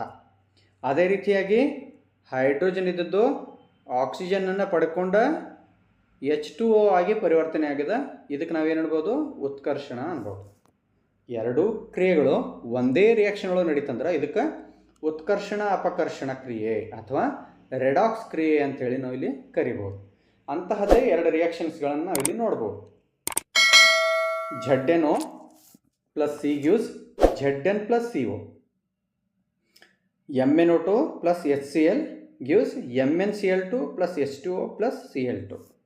ಸೊ ಇದರಲ್ಲಿ ಉತ್ಕರ್ಷಣೆ ಮತ್ತು ಅಪಕರ್ಷಣೆ ಹೊಂದಿರತಕ್ಕಂತಹ ಧಾತುಗಳು ಯಾವುವು ಅನ್ನೋದನ್ನು ನೀವು ಕಮೆಂಟ್ ಬಾಕ್ಸ್ದಲ್ಲಿ ನನಗೆ ತಿಳಿಸ್ರಿ. ಮುಂದಿನ ಒಂದು ವಿಷಯ ದೈನಂದಿನ ಜೀವನದಲ್ಲಿ ಉತ್ಕರ್ಷಣ ಕ್ರಿಯೆಗಳ ಪರಿಣಾಮಗಳು. ಸೊ ಇಲ್ಲಿ ನಮ್ಮ ದೈನಂದಿನ ಜೀವನದಲ್ಲಿ ಅನೇಕ ಉತ್ಕರ್ಷಣೆ ಆಗ್ತಕ್ಕಂತಹ ಕ್ರಿಯೆಗಳನ್ನು ನಾವು ನಮ್ಮ ದೈನಂದಿನ ಜೀವನದಲ್ಲಿ ನೋಡ್ತಾ ಇರ್ತೀವಿ. ಸೊ ಅವುಗಳಲ್ಲಿ ಮುಖ್ಯವಾಗಿರ್ತಕ್ಕಂತಹ ಉತ್ಕರ್ಷಣ ಕ್ರಿಯೆಗಳಲ್ಲಿ 2 ವಿಷಯಗಳು. ಒಂದನೇದು ಸಂಸ್ಕಾರಣ ಕ್ರಿಯೆ, ಇನ್ನೊಂದು ಕಮಟುವಿಕೆ ಅಂತ ಹೇಳಿ. ಸಂಸ್ಕರಣ ಅಂದರೆ ಏನಪ್ಪ ಅಂದ್ರೆ ಕೆಲವೊಂದು ಧಾತುಗಳು ಗಾಳಿ, ತೇವಾಂಶ ಮತ್ತು ಆಮ್ಲಗಳ ಪ್ರಭಾವಕ್ಕೆ ಒಳಗಾಗಿ ನಿಧಾನವಾಗಿ ನಶಿಸುತ್ತಾ ಹೋಗುತ್ತವೆ. ಇದಕ್ಕೆ ನಾವೇನಂತೀವಿ ಅಂದ್ರೆ ಸಂಸ್ಕರಣ ಅಥವಾ ನಶಿಸುವಿಕೆ ಅಂತ ಹೇಳಿ ಕರಿತೀವಿ. ಸಾಮಾನ್ಯವಾಗಿ ನಾವು ಕಬ್ಬಿಣದ ವಸ್ತುಗಳನ್ನು ಹಾಗೆಯೇ ಬಿಟ್ಟಾಗ ನೋಡ್ರಿ, ನಾವು ಸಾಮಾನ್ಯವಾಗಿ ಏನು ಮಾಡ್ತೀವಿ, ಮನೆ ಕಟ್ಟುವ ಸಂದರ್ಭದಲ್ಲಿ ನಾವು ಏನು ಲೋಹದ ಕಬ್ಬಿಣವನ್ನು ತಂದಿರ್ತೀವಿ ಅದನ್ನ ಸಾಮಾನ್ಯವಾಗಿ ಹೊರಗಡೆ ಇಟ್ಟಿರ್ತೀವಿ. ಸ್ವಲ್ಪ ದಿನಗಳ ನಂತರ ಅವುಗಳ ಬಣ್ಣದಲ್ಲಿ ಬದಲಾವಣೆ ಆಗಿರುವುದನ್ನು ನಾವು ನೋಡ್ಬೋದು. ಯಾಕೆ ಅದರ ಬಣ್ಣದಲ್ಲಿ ಬದಲಾವಣೆ ಆಗಿರ್ತದೆ ಅಂದರೆ ಕಬ್ಬಿಣ ವಾತಾವರಣದಲ್ಲಿರ್ತಕ್ಕಂತಹ ಆಕ್ಸಿಜನ್ ಜೊತೆಗೆ ಸೇರಿಕೊಂಡ ಕಬ್ಬಿಣದ ಆಕ್ಸೈಡ್ ಆಗಿ ಪರಿವರ್ತನೆ ಆಗ್ತದೆ. ಅಂದರೆ ಯಾವುದೇ ಒಂದು ಲೋಹ ಆಗಲಿ, ಯಾವುದೇ ವಸ್ತು ಆಗಲಿ, ವಾತಾವರಣದಲ್ಲಿರ್ತಕ್ಕಂತಹ ಗಾಳಿ, ತೇವಾಂಶ ಮತ್ತು ಆಮ್ಲ ಇವುಗಳೊಂದಿಗೆ ವರ್ತಿಸಿ ಏನಾಗ್ತದೆ ಅಂತಂದ್ರೆ ಸಂಸ್ಕರಣ ಅಥವಾ ನಶಿಸುವಿಕೆ ಕ್ರಿಯೆಗೆ ಒಳಗಾಗ್ತದೆ. ಇಲ್ಲಿ ಕಬ್ಬಿಣ ವಾತಾವರಣದಲ್ಲಿರ್ತಕ್ಕಂತಹ ಗಾಳಿ ಮತ್ತು ತೇವಾಂಶ ಎರಡರೊಂದಿಗೆ ವರ್ತಿಸಿ ಕಬ್ಬಿಣದ ಆಕ್ಸೈಡ್ ಆಗಿ ಪರಿವರ್ತನೆ ಆಗ್ತದೆ. ಇದಕ್ಕೆ ನಾವು ಏನಂತೀವಿ ಅಂದ್ರೆ ತುಕ್ಕು ಅಂಥೇಳಿ ಕರಿತೀವಿ. ಇದೇ ರೀತಿಯಾಗಿ ತಾಮ್ರದ ವಸ್ತುಗಳು ಏನಾಗ್ತಾವೆ ಅಂತಂದ್ರೆ ಹಸಿರಾಗ್ತವೆ, ಬೆಳ್ಳಿಯ ವಸ್ತುಗಳು ಕಪ್ಪಾಗ್ತವೆ. ಸೊ ಇದಕ್ಕೆ ಕಾರಣ ಏನಪ್ಪ ಅಂದ್ರೆ ತಾಮ್ರ ವಾತಾವರಣದಲ್ಲಿರ್ತಕ್ಕಂತಹ ನೀರಿನಾಂಶ ಮತ್ತು ಕಾರ್ಬನ್ ಡೈಆಕ್ಸೈಡ್ ಜೊತೆ ವರ್ತಿಸಿ ತಾಮ್ರದ ಕಾರ್ಬೋನೇಟ್ ಆಗಿ ಪರಿವರ್ತನೆ ಆಗ್ತದೆ. ಆದ್ದರಿಂದ ಹಸಿರು ಬಣ್ಣದ್ದಾಗಿರ್ತದೆ. ಅದೇ ರೀತಿಯಾಗಿ ಬೆಳ್ಳಿ ವಾತಾವರಣದಲ್ಲಿ ಇರ್ತಕ್ಕಂಥ ಹೈಡ್ರೋಜನ್ ಸಲ್ಫೈಡ್ ಜೊತೆ ವರ್ತಿಸಿ ಬೆಳ್ಳಿಯ ಸಲ್ಫೈಡ್ ಆಗಿ ಪರಿವರ್ತನೆ ಆಗ್ತದೆ. ಆದ್ದರಿಂದ ಅದು ಕಪ್ಪಾಗ್ತದೆ. ಸೊ ಈ ಸಂಸ್ಕರಣ ಅನ್ನೋದು ಏನಾಗಿತ್ತು ಅಂದ್ರೆ ಒಂದು ದೊಡ್ಡ ಗಂಭೀರ ಸಮಸ್ಯೆ ಆಗಿದೆ. ಯಾಕಿದು ಗಂಭೀರ ಸಮಸ್ಯೆ ಆಗೈತೆ ಅಂತಂದ್ರೆ ಕಬ್ಬಿಣ ಅತಿ ಹೆಚ್ಚಿನ ಪ್ರಮಾಣದಲ್ಲಿ ಇಡೀ ಜಗತ್ತಿನಲ್ಲಿ ಉಪಯೋಗ ಆಗತಕ್ಕಂತಹ ಲೋಹ. ಇಂತಹ ಲೋಹ ಎಷ್ಟೋ ಸಂದರ್ಭಗಳಲ್ಲಿ ನಾವು ಅದನ್ನು ಹೊರಗಡೆ ವಾತಾವರಣದಲ್ಲಿ ಹಾಗೆ ಬಿಟ್ಟಿರ್ತೀವಿ. ಇದರಿಂದಾಗಿ ಏನಾಗಿರ್ತದೆ, ಇದು ಅತಿ ಹೆಚ್ಚಿನ ಪ್ರಮಾಣದೊಳಗೆ ನಶಿಸುವಿಕೆಗೆ ಒಳಗಾಗ್ತದೆ. ಆದ್ದರಿಂದ ಸಂಸ್ಕರಣ ಅನ್ನುವಂಥದ್ದು ಏನಾಗಿದೆ ಅಂದರೆ ಒಂದು ಗಂಭೀರ ಸಮಸ್ಯೆ ಆಗಿದೆ ಅನ್ನುವಂಥದ್ದು. ಇನ್ನು ಅದೇ ರೀತಿಯಾಗಿ ಉತ್ಕರ್ಷಣ ಕ್ರಿಯೆಗೆ ಇನ್ನೊಂದು ಉದಾಹರಣೆ ಯಾವುದಪ್ಪ ಅಂದ್ರೆ ಕಮಟುವಿಕೆ ಅಂತಂದರೆ ಏನು, ಕೆಲವೊಂದು ಆಹಾರ ಪದಾರ್ಥಗಳು ಎಣ್ಣೆ ಮತ್ತು ಕೊಬ್ಬು ಇರತಕ್ಕಂತಹ ಆಹಾರ ಪದಾರ್ಥಗಳು ವಾತಾವರಣದಲ್ಲಿರ್ತಕ್ಕಂತಹ ಆಕ್ಸಿಜನ್ ಜೊತೆ ವರ್ತಿಸಿ ವಾಸನೆ ಮತ್ತು ರುಚಿಯಲ್ಲಿ ಬದಲಾವಣೆ ಆಗ್ತದೆ. ಈ ಕ್ರಿಯೆಗೆ ಏನಂತಾರೆ ಅಂದ್ರೆ ಕಮಟುವಿಕೆ ಅಂತ ಹೇಳಿ ಕರೀತಾರೆ. ಸಾಮಾನ್ಯವಾಗಿ ನಾವು ತಲೆಗೆ ಹಚ್ಚಿಕೊಳ್ತಕ್ಕಂತಹ ಕೊಬ್ಬರಿ ಎಣ್ಣೆ ಚಳಿಗಾಲದ ಸಂದರ್ಭದಲ್ಲಿ ಏನಾಗ್ತದೆ ಅಂದ್ರೆ ವಾತಾವರಣದಲ್ಲಿರ್ತಕ್ಕಂತಹ ಆಕ್ಸಿಜನ್ ಜೊತೆ ವರ್ತಿಸಿ ಉತ್ಕರ್ಷಣ ಕ್ರಿಯೆಗೆ ಒಳಪಟ್ಟು ವಾಸನೆ ಅದರದ್ದು ಏನಾಗ್ತದೆ ಬದಲಾಗ್ತದೆ. ಕೆಲವೊಂದು ಸಲ ಕರಿದಂತಹ ಆಹಾರ ಪದಾರ್ಥಗಳ ರುಚಿ ಮತ್ತು ವಾಸನೆ ಎರಡೂ ಬದಲಾಗ್ತವೆ. ಈ ರೀತಿಯ ಕ್ರಿಯೆಗಳಿಗೆ ಏನಂತಾರೆ ಅಂದ್ರೆ ಕಮಟುವಿಕೆ ಅಂಥೇಳಿ ಕರೀತಾರೆ. ಆಹಾರ ಪದಾರ್ಥಗಳು ಈ ರೀತಿ ಕಮಟಬಾರ್ದು ಅಥವಾ ವಾಸನೆ ಬರಬಾರ್ದು, ಅದರ ರುಚಿಯಲ್ಲೇ ಬದಲಾವಣೆ ಆಗಬಾರ್ದು ಅಂತಂದ್ರೆ ನಾವೇನು ಮಾಡ್ತೀವಿ, ಪ್ರತಿ ಉತ್ಕರ್ಷಕಗಳನ್ನು ಅಂದರೆ ಆ್ಯಂಟಿ ಆಕ್ಸಿಡೆಂಟ್ಸ್ಗಳನ್ನು ನಾವು ಏನು ಮಾಡ್ತೀವಿ, ಬಳಸ್ತೀವಿ. ಉದಾಹರಣೆ ಚಿಪ್ಸ್ ಪೊಟ್ಟಣಗಳಿರ್ತವೆ. ಆ ಚಿಪ್ಸ್ ಪೊಟ್ಟಣಗಳಲ್ಲಿ ನಾವೇನು ಮಾಡ್ತೀವಪ್ಪ ಅಂದ್ರೆ ನೈಟ್ರೋಜನ್ ಅನಿಲವನ್ನು ಸೇರಿಸ್ತೀವಿ. ಸಾಮಾನ್ಯವಾಗಿ ತಾವು ಗಮನಿಸಿರ್ಬೋದು, ಕುರ್ಕುರೆ ಪ್ಯಾಕೆಟು ಮತ್ತು ಕೆಲವೊಂದು ಚಿಪ್ಸ್ ಪ್ಯಾಕೆಟ್ಗಳಲ್ಲಿ ಗಾಳಿಯನ್ನು ತುಂಬಿರ್ತಾರೆ. ನಾವೇನಂತೀವಿ ಅಂದ್ರೆ ನೋಡಿರಿ, ಚಿಪ್ಸ್ ಸ್ವಲ್ಪ ಅದಾವ ಅಥವಾ ಕುರ್ಕುರೆ ಸ್ವಲ್ಪ ಅದಾವ, ಅದರೊಳಗೆ ಬರೀ ಗಾಳಿನೂ ತುಂಬ್ಯಾರ ಅಂತೇಳಿ. ಆದರೆ ಗಾಳಿ ಎದರಿರ್ತಪ್ಪ ಅಂದ್ರೆ ಯಾವುದ್ರ ಅನಿಲ ಇರ್ತಪ್ಪ ಅಂದ್ರೆ ನೈಟ್ರೋಜನ್ ಅನಿಲ ಇರ್ತೈತಿ. ಅದನ್ನು ಯಾಕೆ ತುಂಬಿರ್ತಾರಪ್ಪ ಅಂದ್ರೆ ಆ ಕರಿದಂತಹ ಆಹಾರ ಪದಾರ್ಥಗಳು ಆಕ್ಸಿಜನ್ ಜೊತೆ ವರ್ತಿಸಿ ಕಮಟಬಾರ್ದು, ವಾಸನೆ ಬರಬಾರ್ದು, ರುಚಿಯಲ್ಲಿ ಬದಲಾವಣೆ ಆಗಬಾರ್ದು ಅಂತೇಳಿ ಏನು ಮಾಡ್ತಾರೆ, ಅದರೊಳಗೆ ನೈಟ್ರೋಜನ್ ಅನಿಲವನ್ನು ಸೇರಿಸಿರ್ತಾರೆ. ಸೇರಿಸಿ ಏನು ಮಾಡ್ತಾರಪ್ಪ ಅಂದ್ರೆ ಅದು ಉತ್ಕರ್ಷಣ ಕ್ರಿಯೆ ಒಳಗಾಗದಂತೆ ಅಥವಾ ಕಮಟುವಿಕೆ ಕ್ರಿಯೆಗೆ ಒಳಗಾಗದಂತೆ ಅವ್ರೇನು ಮಾಡ್ತಾರೆ, ಜಾಗರೂಕತೆಯನ್ನು ವಹಿಸ್ತಾರೆ. ಸೊ ಇದಿಷ್ಟು ರಾಸಾಯನಿಕ ಕ್ರಿಯೆಗಳು ಮತ್ತು ಸಮೀಕರಣಗಳು ಅನ್ನುವಂತಹ ಪಾಠದ ಸಂಕ್ಷಿಪ್ತವಾದಂತಹ ವಿವರಣೆ. ಸೊ ತಾವು ಈ ಪೂರ್ಣ ಪಾಠವನ್ನು ಕೇಳಿದ ನಂತರ ನಿಮ್ಮ ಅಭಿಪ್ರಾಯವನ್ನು ಕಮೆಂಟ್ ಬಾಕ್ಸ್ನಲ್ಲಿ ಹಾಕಿ, ಮತ್ತೇನಾದರೂ ಬದಲಾವಣೆಗಳಿದ್ದರೆ ನನಗೆ ತಿಳಿಸಿ. ಓಕೆ, ಧನ್ಯವಾದಗಳು.